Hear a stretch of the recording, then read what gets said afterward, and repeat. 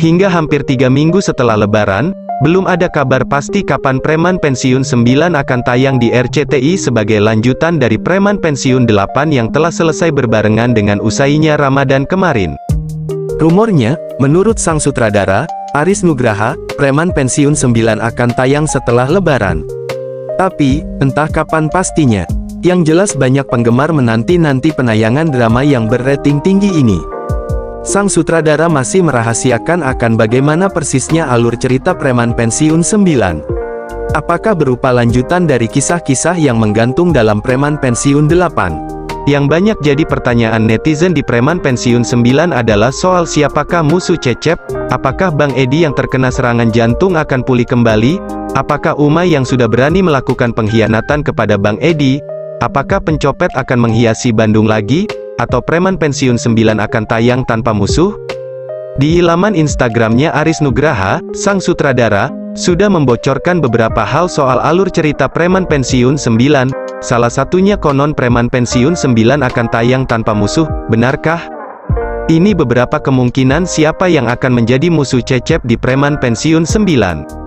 Pertama, Bang Edi berambisi agar semua wilayah bisa dikuasai olehnya sehingga pemasukan keuangannya lancar dan bisa mencalonkan diri sebagai anggota dewan.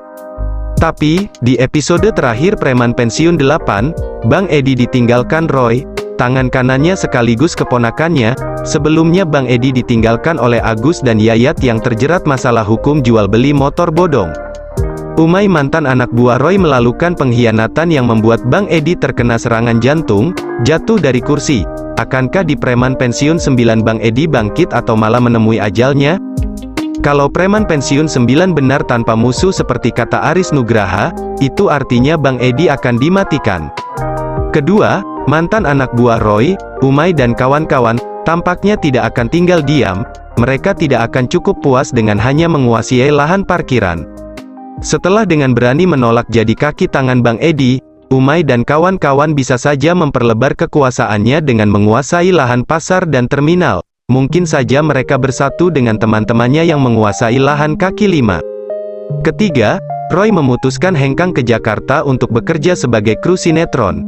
Tetapi, maksud Roy sebenarnya adalah menghindari kontak dengan Bang Edi, pamannya, sesuai tuntutan kekasihnya, Safira, untuk Roy tidak lagi mengurus parkiran, bisnis Bang Edi. Di sisi lain Safira merasa senang Roy bisa lepas dari jeratan bisnis Bang Edi. Tetapi ia sekaligus cemburu, bukankah kalau menjadi kru sinetron itu selalu dekat dengan kalangan artis yang sudah pasti cantik-cantik? Akankah Roy kembali ke Bandung menjadi musuh Cecep atau ia menjadi orang baik seperti yang dikehendaki Safira? Keempat, di akhir Preman Pensiun 8 keberadaan copet di pasar yang masih misterius. Di pasar ada yang kecopetan lagi, korbannya adalah istri Ibing. Taslim Ces berusaha merahasiakan kejadian itu, terutama jangan sampai terdengar oleh Mamang Murad, tapi, akhirnya sampai juga ke Mamang Murad berita itu. Kelima, kisah copet-mencopet ini sudah hilang di Preman Pensiun 8, akankah dimunculkan lagi di Preman Pensiun 9? Preman Pensiun 9 konon bakal tayang tanpa musuh. Pernyataan itu disampaikan Aris Nugraha saat membalas komentar netizen di unggahan Instagram di akun pribadinya pada tanggal 11 April tahun 2023 lalu. Bagaimana jadinya Preman Pensiun 9 tanpa musuh? Aris Nugraha tentunya sudah punya trik agar drama ini tetap menarik.